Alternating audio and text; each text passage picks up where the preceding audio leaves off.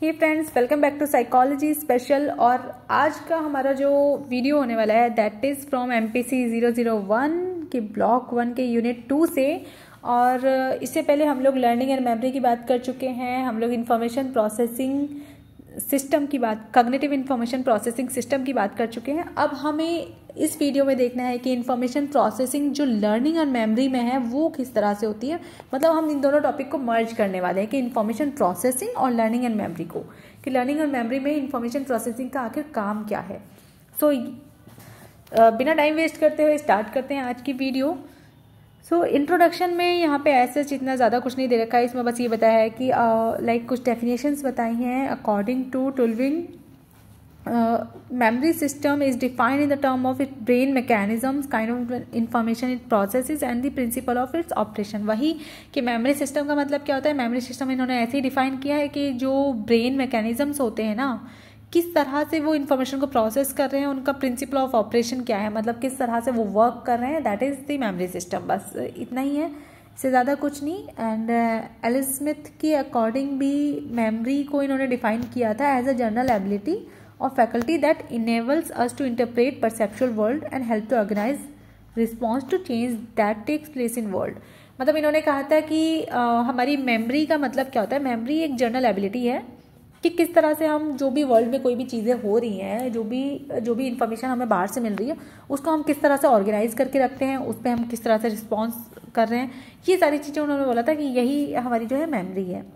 Now इसका हम लोग देख लेते हैं कि कॉग्निटिव इंफॉर्मेशन प्रोसेसिंग मॉडल क्या है लर्निंग का, CIP मॉडल ऑफ लर्निंग।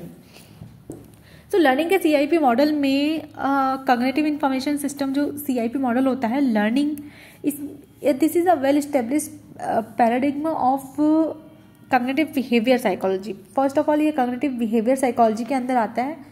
ये मॉडल कहता है कि, ये मैं पहले भी आपको बता चुकी हूँ कि ये मॉडल हमें बार बार बोल रहा है कि हमारे जो ब्रेन है, हमारी जो ब्रेन की लिमिटेड कैपेसिटी होती है। ये मैंने आपको पहले भी बताया था कि ब्रेन की लिमिटेड कैपेसिटी है। कोई चीज़ हमें कितनी इन्फॉर्मेशन गेन करनी है उसकी लिमिटेड कैपेसिटी है। अब यहाँ पे हम लर्निंग की बात कर रहे हैं तो हमारी जो मेमोरी है, लर्निंग एंड मेमोरी की बात कर रहे हैं तो हमारी जो मेमोरी है उसकी भी तो लिमिटेड कैपेसिटी होगी भाई। कितना हम याद रख सकते हैं, इससे ज़्यादा तो नहीं याद रख पाएंगे। तो हमारी जो वर्किंग मेमोरी होती है उसकी एक लिमिटेड कैपेसिटी होती है। वर्किंग मेमोरी क्या है? वर्किंग मेमोरी मतलब इस टाइम पे मैं at the present moment of time जो अपना जो भी चीज़ें इन्फॉर्मेशन प्रोसेस कर रही हूँ, जो भी मेरे ब्रेन में चल रहा है, या जो भी चीज़ों को लाइक जो शॉर्ट टर्म मेमोरी होती है ना, that is called working memory.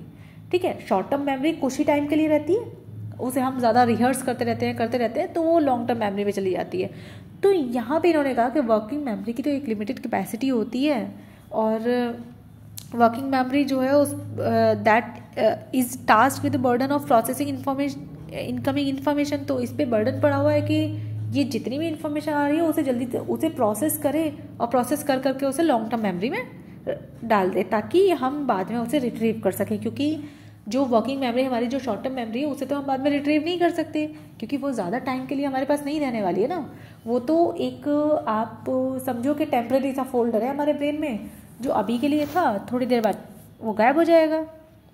But जो लॉन्ग टर्म मेमोरी है वो रहेगी, सालों साल तक रहेगी, उसे हम कभी भी रिट्रीव कर सकते हैं।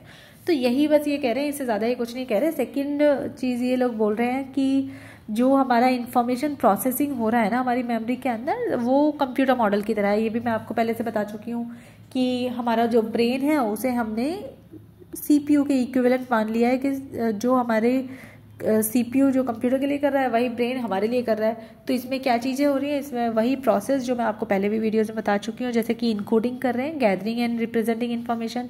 फिर सेकेंड स्टोरेज आ जाता है, होल्डिंग इन्फॉर्मेशन, किस तरह से हम इस इन्फॉर्मेशन को रख रहे हैं हमारे माइंड में।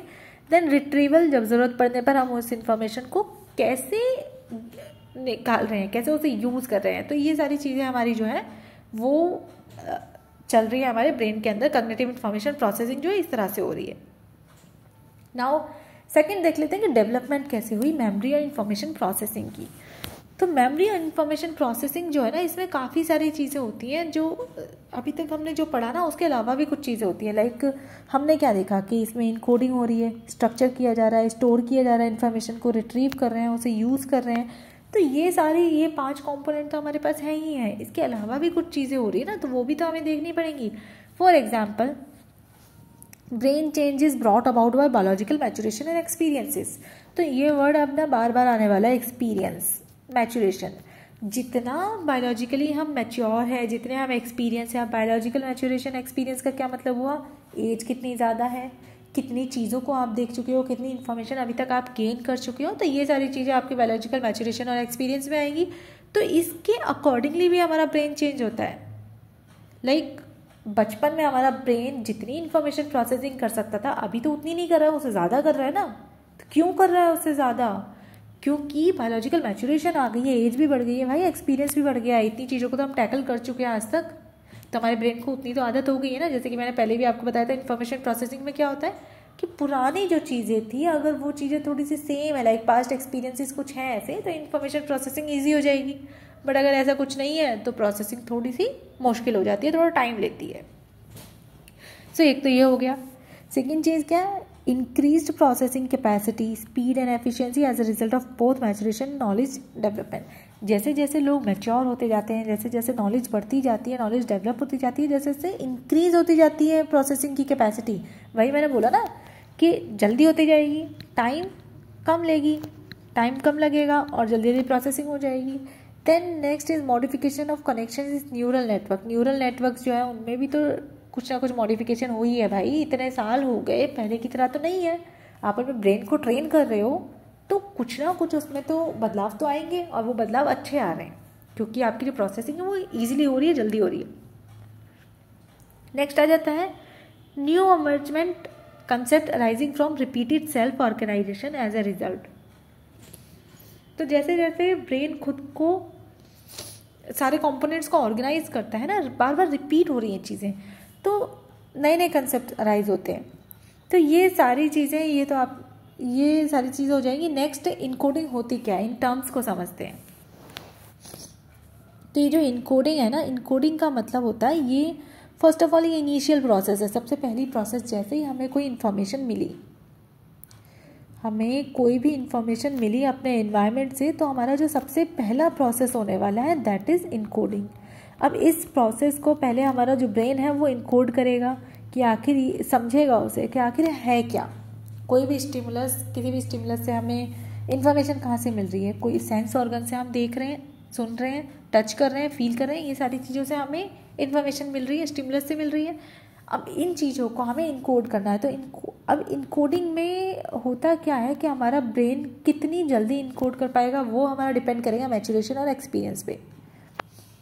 जितने ज़्यादा आप एक्सपीरियंसड हैं उतनी जल्दी आपकी इनकोडिंग होती है, उतनी फास्ट हो जाएगी इनकोडिंग, और उतनी अच्छी इनकोडिंग होगी, अच्छी तरह से आप समझ जाओगे। या फिर पास्ट एक्सपीरियंस से अगर कोई चीज़ जुड़ी हुई है, लाइक पहले भी आपने सेम टाइप ऑफ इन्फॉर्मेशन को टैकल किया था, तो आपकी इनकोडिंग ईजी हो जाएगी क्योंकि आप इजीली समझ जा रहे हो कि ये क्या है। तो इनकोडिंग का मतलब है कितनी अच्छे से आप अंडरस्टैंड कर रहे हो उस चीज़ को।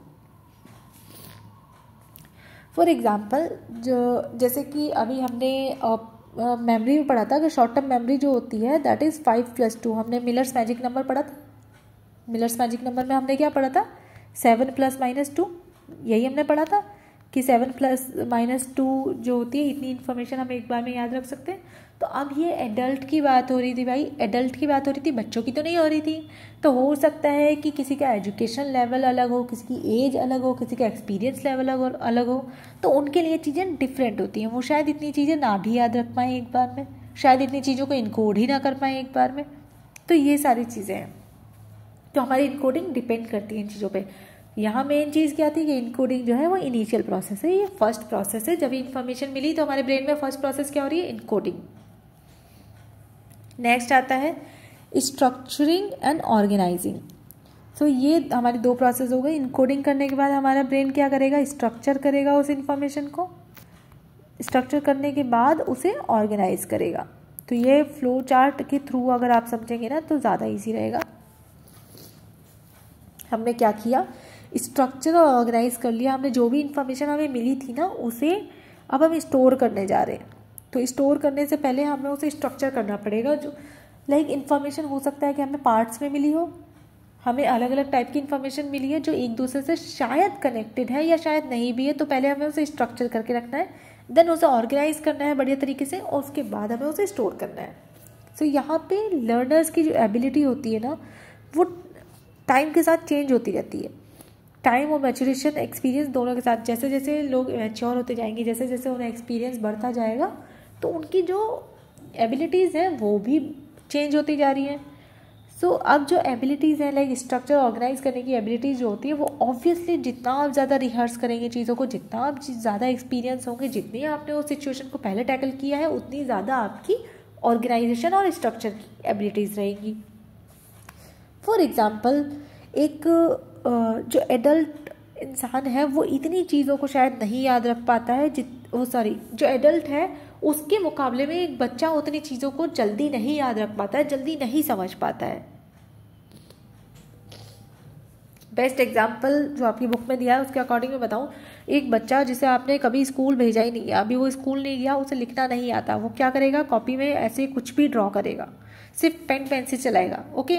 बट जैसे ही उस बच्चे को स्कूल भेजा तो उसे वहाँ से इंस्ट्रक्शंस मिलेगी कि तुम्हें क्या करना है, लाइक इस तरह से आपको लिखना है, उसे डॉट्स पे लिखवाया जाएगा, इस तरह से ABC इस तरह से, तो उसे इंस्ट्रक्शंस मिल रही हैं, अब वो इंस्ट्रक्शंस पे काम कर रहा है। जैसे जैसे वो बच्चा और बड़ा हो जाएगा अब उसे बाहर से इंस्ट्रक्शन की ज़रूरत नहीं है, अब वो अपने इंस्ट्रक्शंस खुद फॉलो कर सकता है, उसका ब्रेन इतना तो समझ चुका है कि मुझे इस सिचुएशन में इस तरह से बिहेव करना है। अब उसे हमेशा टीचर्स या पेरेंट्स की ज़रूरत नहीं पड़ेगी कि वो कहेंगे तभी वो ऐसा करेगा, अब उसको आदत हो गई है उसके ब्रेन को। तो आदत, यहाँ पे जो आदत है ये क्या है, ये उसे एक्सपीरियंस हो चुका है, इस तरह इतना एक्सपीरियंस हो चुका है, बच्चा इतना मैच्योर हो चुका है कि वो अब खुद से उसका जो ब्रेन है वो चीज़ों को स्ट्रक्चर भी कर सकता है, ऑर्गेनाइज भी कर सकता है।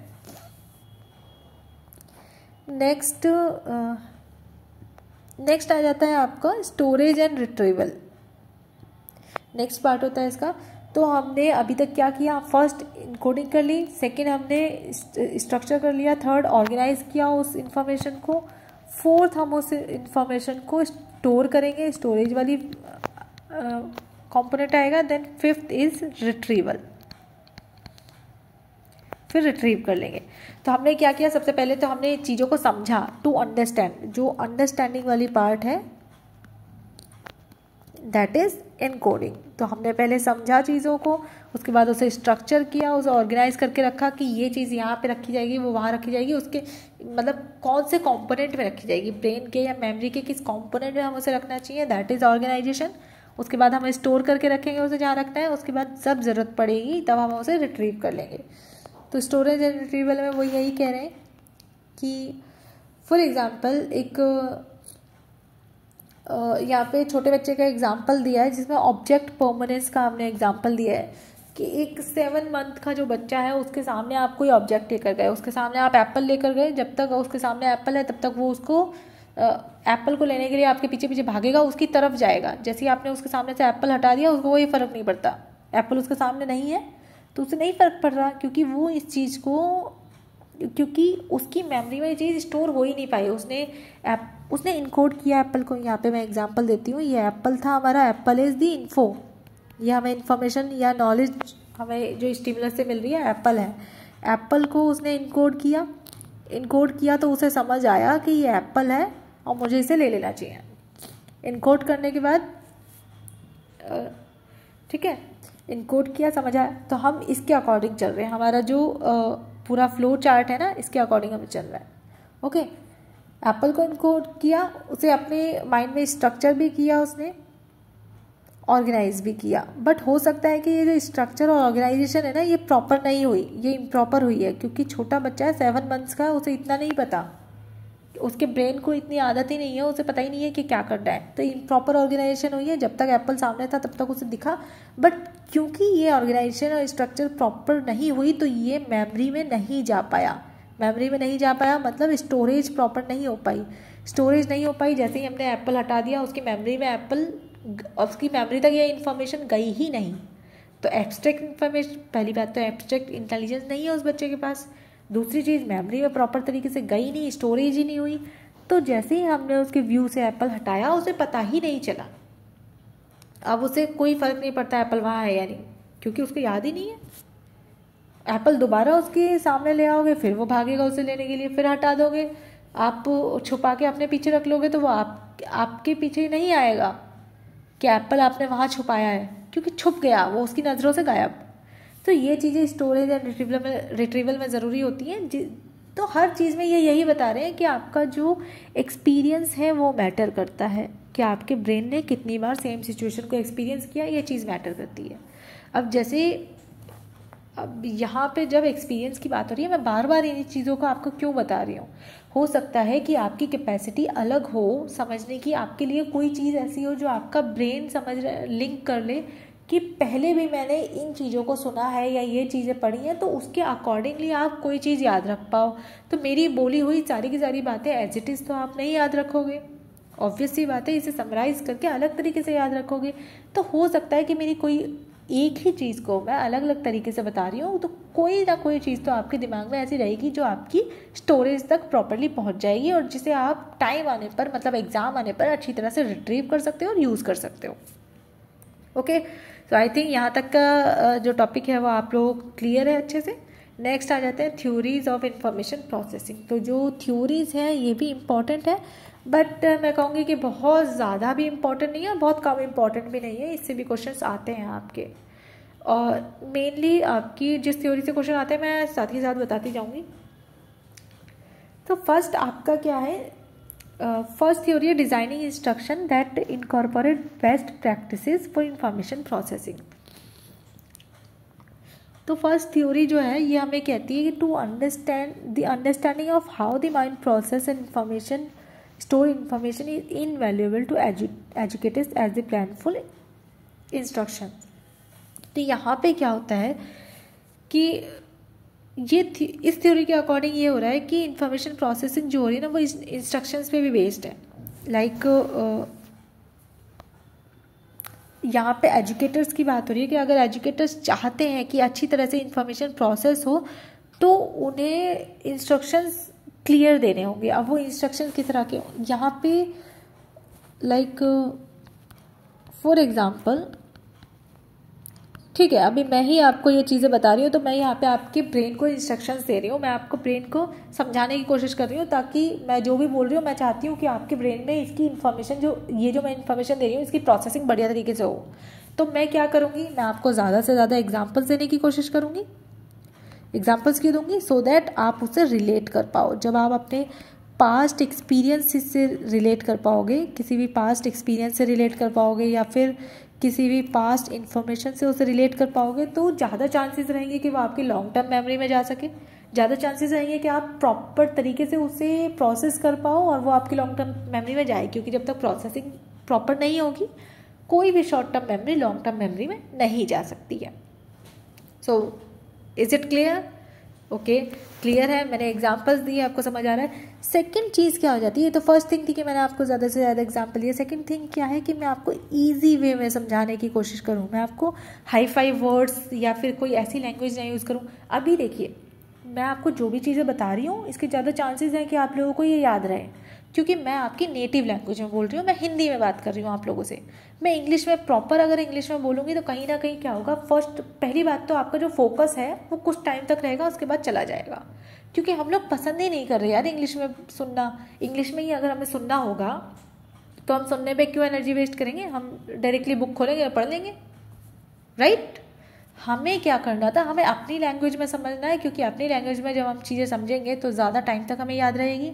क्यों याद रहेगी, क्योंकि उसकी प्रोसेसिंग बढ़िया तरीके से हो रही है, उसे हमने ऑर्गेनाइज किया, उस वाले फोल्डर में रखा जिस फोल्डर को हम बार बार यूज़ करते हैं। क्योंकि हम बार बार हिंदी बोल रहे हैं, हम बार बार इसी लैंग्वेज को यूज़ कर रहे हैं, तो हमने उस लैंग्वेज वाले फोल्डर में रखा, क्योंकि हमने उसे ऑर्गेनाइज कर लिया। हमने पहले स्ट्रक्चर किया कि इन्फॉर्मेशन थी क्या, फिर उसे ऑर्गेनाइज करने के लिए हमने लैंग्वेज वाला भी एक सिस्टम देखा कि भाई हिंदी में बोला जा रहा है तो इस वाली लैंग्वेज के फोल्डर में हमें रखना है ताकि उसे जल्दी रिट्रीव किया जा सके।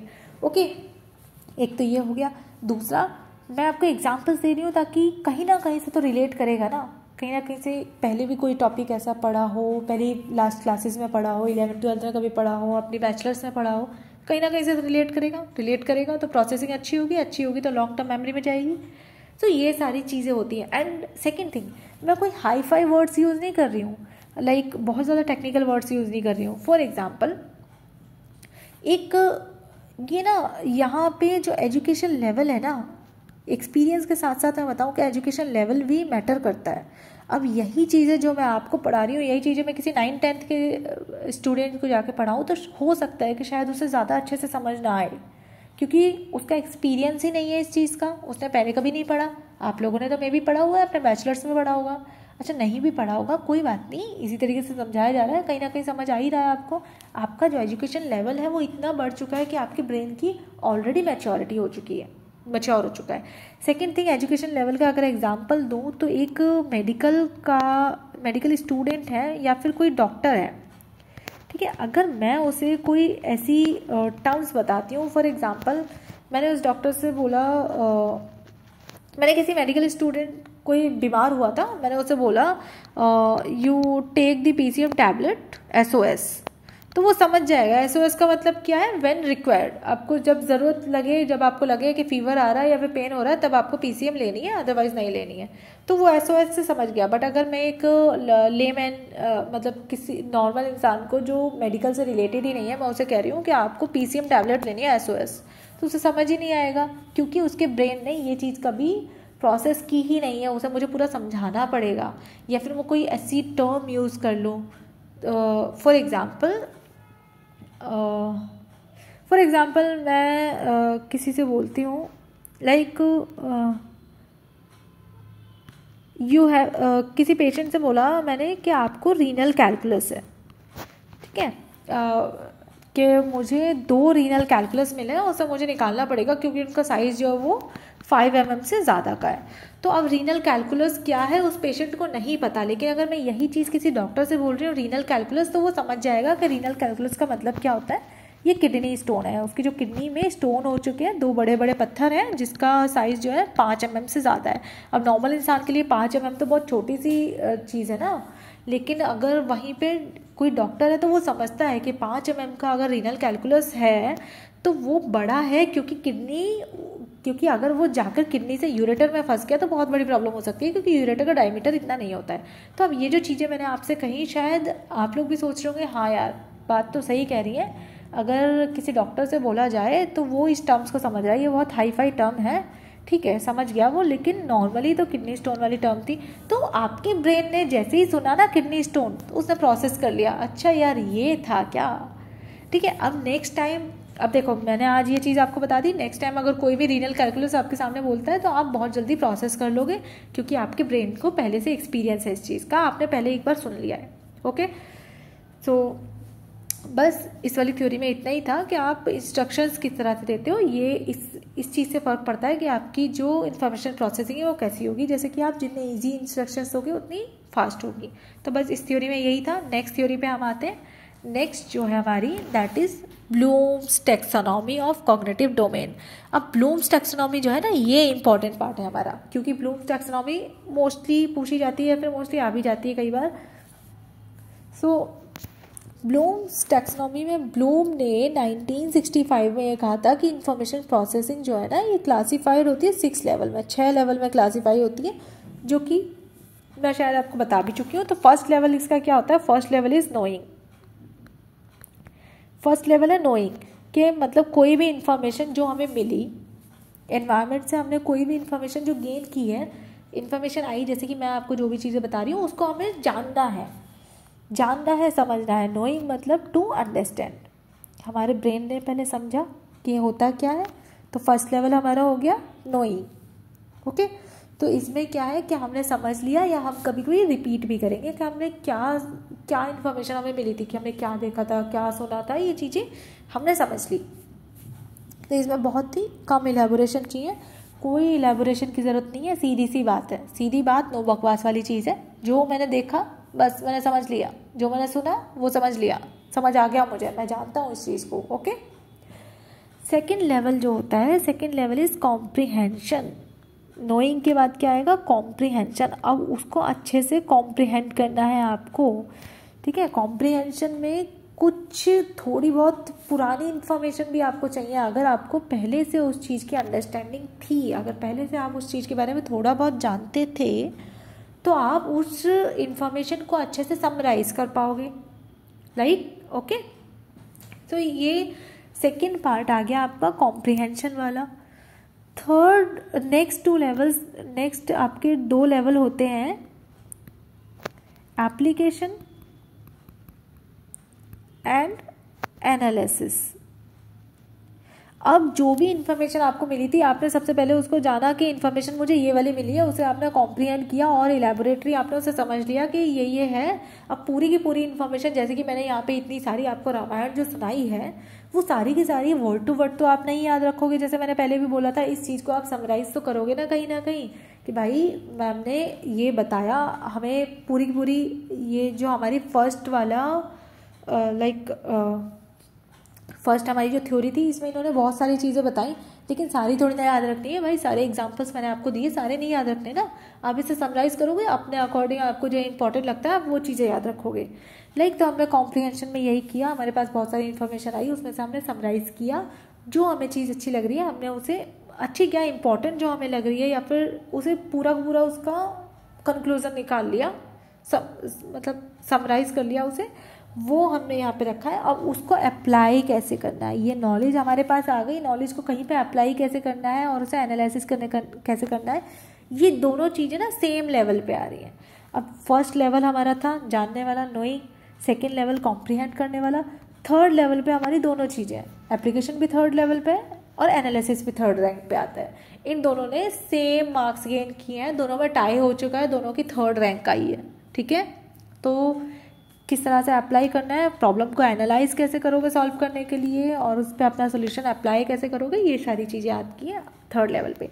देन आपका फोर्थ लेवल होता है। फोर्थ लेवल पे आपकी दो चीज़ें फिर से आ रही है, फिर से टाई हो गया है किसके बीच में, सिंथेसिस एंड इवैल्यूएशन।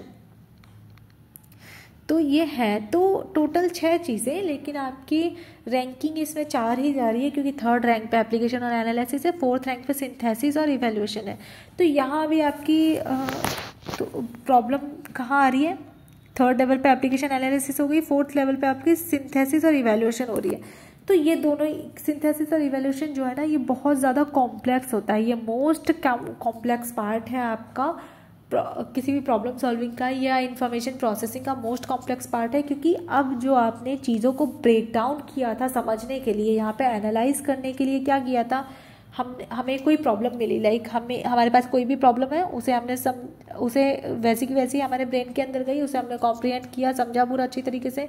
एनालाइज करने के लिए हमने उसे पार्ट्स में ब्रेक डाउन किया, चंक्स में ब्रेक डाउन किया। ठीक है, ये ऐसे ऐसे ऐसे ऐसे ऐसे होगा। अब उसके सॉल्यूशन को कैसे अप्लाई करेंगे वो देखा। अब हमने जिस चीज़ को तोड़ा था, जिसे पार्ट्स में ब्रेक किया था, उसे वापस से जोड़ना भी तो पड़ेगा। तो सिंथेसिस करना बहुत ही टफ पार्ट होता है, बहुत ज़्यादा टफ पार्ट है, ये हमारा मोस्ट कॉम्प्लेक्स पार्ट है सिंथेसिस करना, उसे वापस से जोड़ना। Evaluation as comparison to synthesis is easy. Evaluation जो है सिंथेसिस से थोड़ा सा ईजी है, वैसे दोनों सेम रैंकिंग पे, बट अगर मैं कंपेयर करूं कि सिंथेसिस ज़्यादा मुश्किल है या इवैल्यूएशन, तो सिंथेसिस ज़्यादा मुश्किल है, प्रॉब्लम को वापस से उसके जो सॉल्यूशन है उसको सिंथेसाइज करना। देन इवैल्यूएट तो आप कर ही लोगे। इवैल्यूएशन का क्या मतलब होता है, it's a process of making judgement, कि आपने जजमेंट बनाई कि ओके इस तरह से ये काम हुआ है, ये मेरे लिए इम्पॉर्टेंट है, या फिर ये इस तरह से है। तो ये जो चीज़ है, ये सारे 6 कंपोनेंट जो है ये आपके ब्लूम्स टैक्सोनॉमी में आ गए। ओके, नेक्स्ट और आज की जो लास्ट थ्योरी है हमारी इंफॉर्मेशन प्रोसेसिंग की, that is Sternberg's information processing approach. अब जो स्टर्नबर्ग की इंफॉर्मेशन प्रोसेसिंग अप्रोच है ना, ये भी आपके लिए इंपॉर्टेंट होती है, ब्लूम्स टैक्सोनॉमी से थोड़ी सी ज़्यादा इंपॉर्टेंट है। ओके, अब स्टर्नबर्ग थ्योरी कहती है कि जो डेवलपमेंट होती है ना, वो स्किल बेस्ड होती है और कॉन्टिन्यूस होती है rather than stage and discontinuous as. ठीक है, इन्होंने बाकी साइंटिस्ट ने क्या बोला, हमने हर बार स्टेजेस पढ़ी, इनकोडिंग करनी पड़ेगी, फिर प्रोसेस करना पड़ेगा, तो ये फिर वो। ठीक है, और अभी लास्ट वाली थ्योरी में हमने क्या पढ़ा कि पहले नोइंग आता है, फिर कॉम्प्रिहेंशन आता है, इनमें स्टेजेस बताई, सबने स्टेजेस बताई, बट स्टर्नबर्ग क्या कह रहे हैं कि स्टेजेस नहीं है, क्योंकि जो डेवलपमेंट है स्किल बेस्ड है और कॉन्टिन्यूअस है। जितनी अच्छी आपकी स्किल्स उतनी ज़्यादा आपकी इंफॉर्मेशन प्रोसेसिंग अच्छी हो जाएगी, और वो कॉन्टिन्यूअस रहेगी। कॉन्टिन्यूअस होती है मतलब उसे आपको स्टेजेस में डिवाइड नहीं करना पड़ेगा, ये नहीं कि पहला स्टेज ये आ रहा है, फिर ये आ रहा है, फिर ये आ रहा है, इस तरह से कुछ नहीं है, इन्होंने ऐसा बोला। उन्होंने जो उनका प्राइमरी जो फोकस था ना, फोकस इंटेलिजेंस पे था। Intelligence separate his ideas from stage. बाकी के जो स्टेज थ्योरिस्ट थे उनके आइडियाज़ से इनका आइडिया कैसे अलग था, क्योंकि इन्होंने पूरा फोकस जो है ना वो इंटेलिजेंस पे दे दिया। उन्होंने बोला जो जितना ज़्यादा इंटेलिजेंट होगा उतनी ज़्यादा उसकी इंफॉर्मेशन प्रोसेसिंग अच्छी होगी। तो यहाँ पे मैं कह सकती हूँ कि इंटेलिजेंस बढ़ेगी तो इंफॉर्मेशन प्रोसेसिंग भी बढ़ेगी, इंफॉर्मेशन प्रोसेसिंग भी अच्छी होगी, फास्ट होगी और बेटर भी होगी। ओके, सो यहाँ पे इन्होंने स्टर्नबर्ग मॉडल जो है ना वो एक और चीज़ है कि ये चाइल्ड और एडल्ट की लर्निंग के बीच में बिल्कुल भी डिफ्रेंशिएट नहीं करते हैं। ये इन दोनों के बीच में डिफ्रेंशिएशन कर ही नहीं रहे। ये नहीं कह रहे कि एक्सपीरियंस की वजह से आ रहा है, ये नहीं कह रहे कि